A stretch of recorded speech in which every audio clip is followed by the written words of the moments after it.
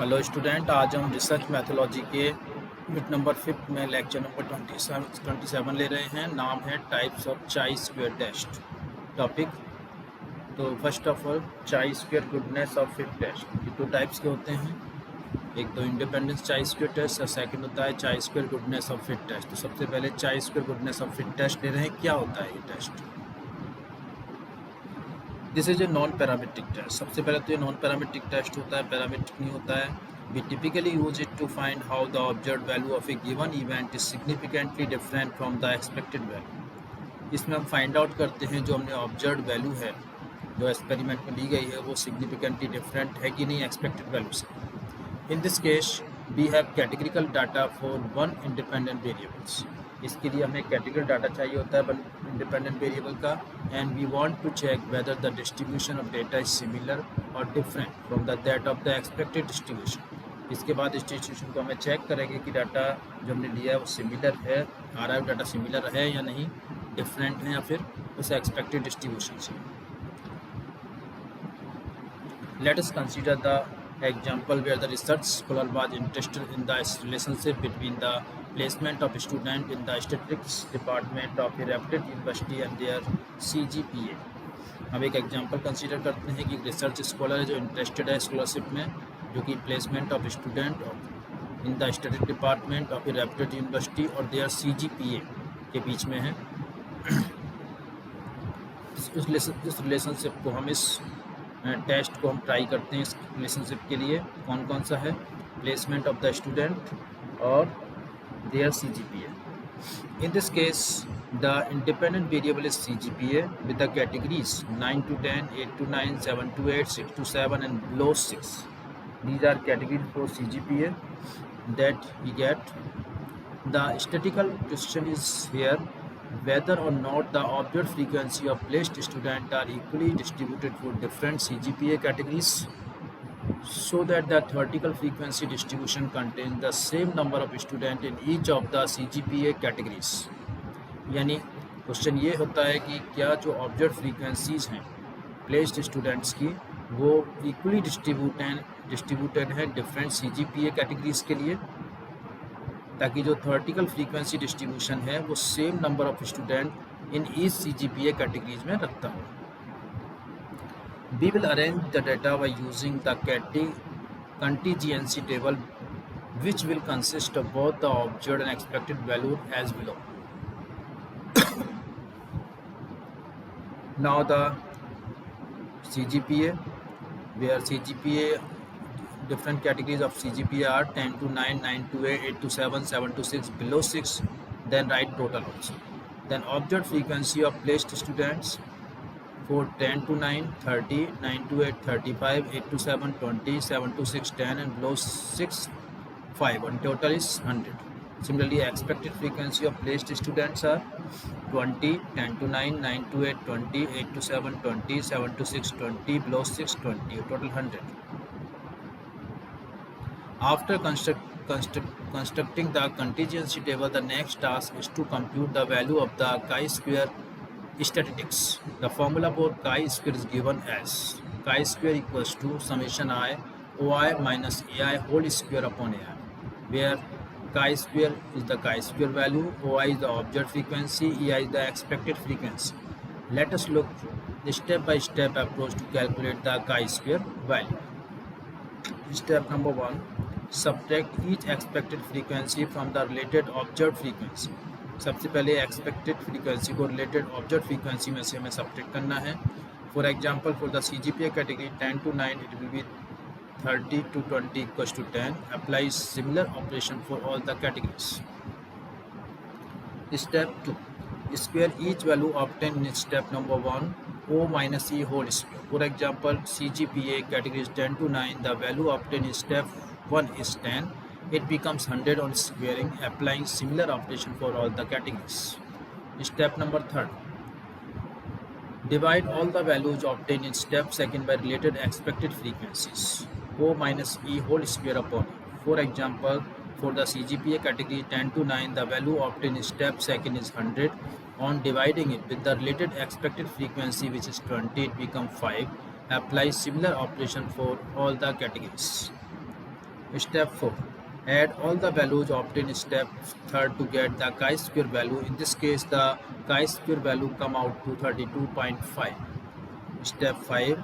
Once we have calculated the chi-square value, the next task is to compare it with the critical chi-square value. We can find this in the blow-up chi-square table against the degree of freedom, number of categories -1, and the level of significance. It is the chi-square distribution table, and given the area of right of critical values, degree of freedom is here, and level of significance is here. In this case, the degree of freedom is 5 minus 1 equals to 4. The critical value of 5% level of significance. 5% level of significance में 4 इसका degree of freedom है, तो कहाँ आएगी value? ये value आएगी 11.071. ये होगी degree of freedom for 0.05, 5% level of significance के लिए.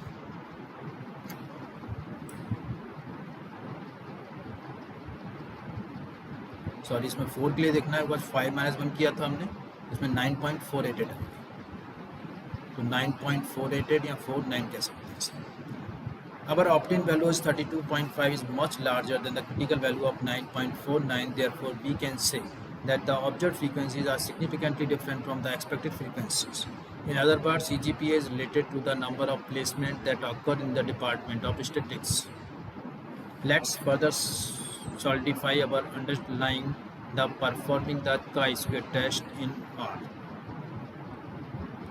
The second type of chi-square test is the Pearson's chi-square test of association. This test is used when we have categorical data for two independent variables and we want to see if there are any relationship between the variables. Let's take another example to understand this. A teacher wants to know the answer to whether the outcome of a mathematics test is related to the gender of the person taking the test, or in other words, she wants to know if males show a different pattern of pass-fail rates than females. So here are two categorical variables, gender male and female, and mathematical test outcome pass or fail. Let us look the contingency table. Boys and girls के लिए पास and fail 17 boys पास हैं, girls हैं 20, fail हैं 8 and girls हैं 5. While looking at the above contingency table, we can see the girls have a comparatively higher pass rate than boys. However, to test whether the observed difference is significant or not, we will carry out the chi-square test. The steps to calculate the chi-square values are as follows. Step 1, calculate the row and column total of above contingency table. We get 37 for pass, fail के लिए 13 है, total 50 है. Step 2, calculate the expected frequency over each individual cell by multiplying row sum by column sum and dividing by total number.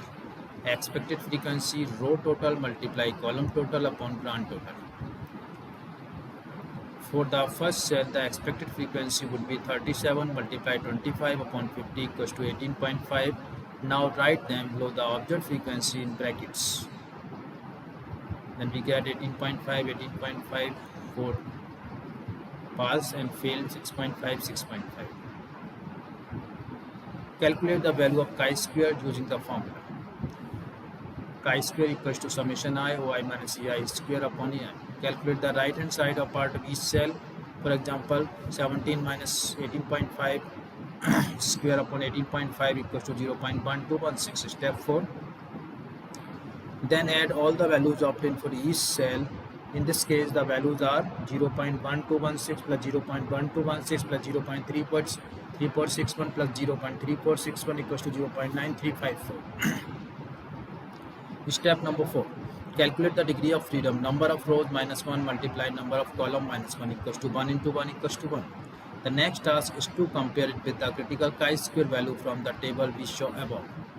The chi-square calculated value is 0.9354, which is less than the critical value of 3.84. So in this case, we fail to reject the null hypothesis. This means there is no significant association between. What should be the data format for the chi-square test? Yes, you are correct. The data type should be categorical, but here the question is, what format should data be feed as input the performing this test? Answers have already been provided. Yes, the data should be in a tabular format, all example would be given in 2x2 grid format. But as long as it is the tabular format with the proper categorization of data, we are good. It could be any size grid, 3x2 into 4x4, 8x3, anything is good until it meets the above two criteria. So good and small, medium and large, three types are there, and okay 8, 10 and 12. Not recommended 3, 5, 2 and total 41, 25 and 34. Although data is the tabular format is incomplete for the test along with the count maintained for each category, the total count of each column and row should be provided as well as the whole data set. Good. This way, good, small, medium, large, 30, 10, 20, 60 total. Okay, 8, 10, 12, 30 total. Not recommended 3, 5 to 10 total. Small total 41, medium total 25, large total 35. We now have a complete data set on the distribution of 100 restaurants based on category for rating, good, okay, not recommended, and restaurant size category, small, medium, large. A chi-square test could be performed on this data to check it if the rating and size of the restaurant are completely independent or they are influencing one another.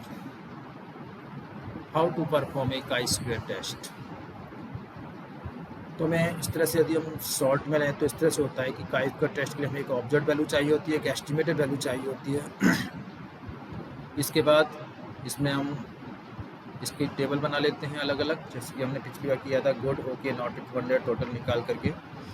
और इसके बाद इसमें फॉर्मूले में value पुट करते हैं, row total multiply column total table total, estimate value of each cell निकल जाएगी। इससे कैसे निकलेगी estimated value in each cell? Row total multiply column total upon table total. So this will be get 24.6. This is the estimate value, so it is decimal also, don't worry. So in this total को हमें लेना है इसमें,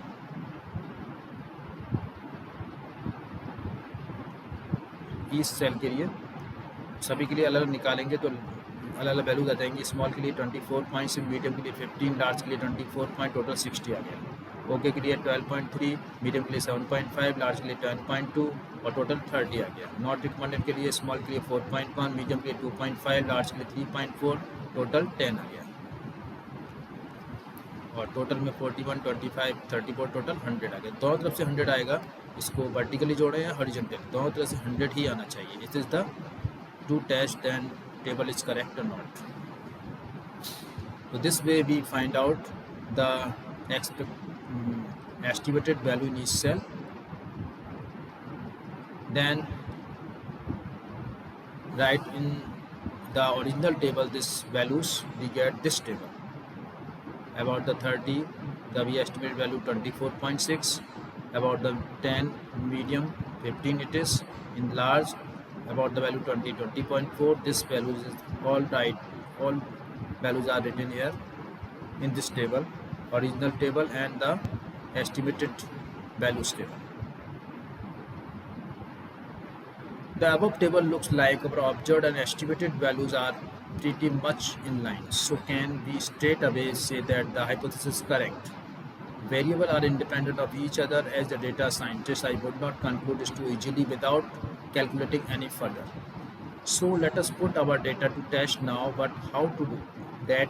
We have tool for this. Yes, we can do it in Excel and any other tool which our statistical modeling. This formula is used for chi-square test, and for different cells we calculate the estimated value is this way, and then find chi-square value. Then chi-square values come 8.88 at last. If we sum all the values, we get 8.88. Using this formula, chi-square equals to summation I oi minus ci square upon aic. There are 2 points we calculating p-value by these 2 points, the chi-square value and degree of freedom. We might the one thing that the chi-square value is known, but what is the degree of freedom? Now, what is the degree of freedom? The degree of freedom is denoted by dr or d generally. It tells how many numbers of cells in a grid are independent. For the chi-square grid, it could be understood like how many cells you would need to fill in before given the total. You can fill in rest by using the formula. You can see it this way: if the total of row and column is given, that you have limited freedom to fill in the cells.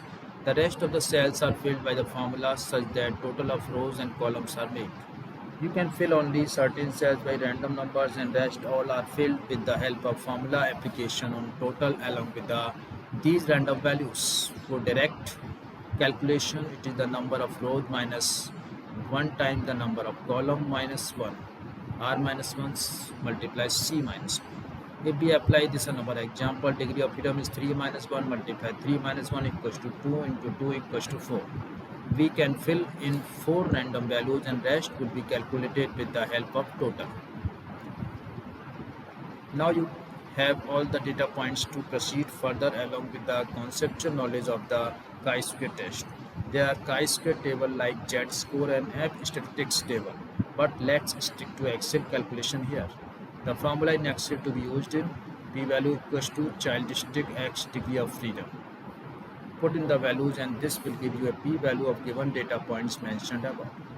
In this example, x is 8.88 and df is 4. Substituting value in the above formula, you get a p-value of this 0.06417. What does the basic hypothesis rule say? Reject null hypothesis if p-value is less than alpha 0.05. Fail to reject null hypothesis if p-value greater than equals to alpha 0.05.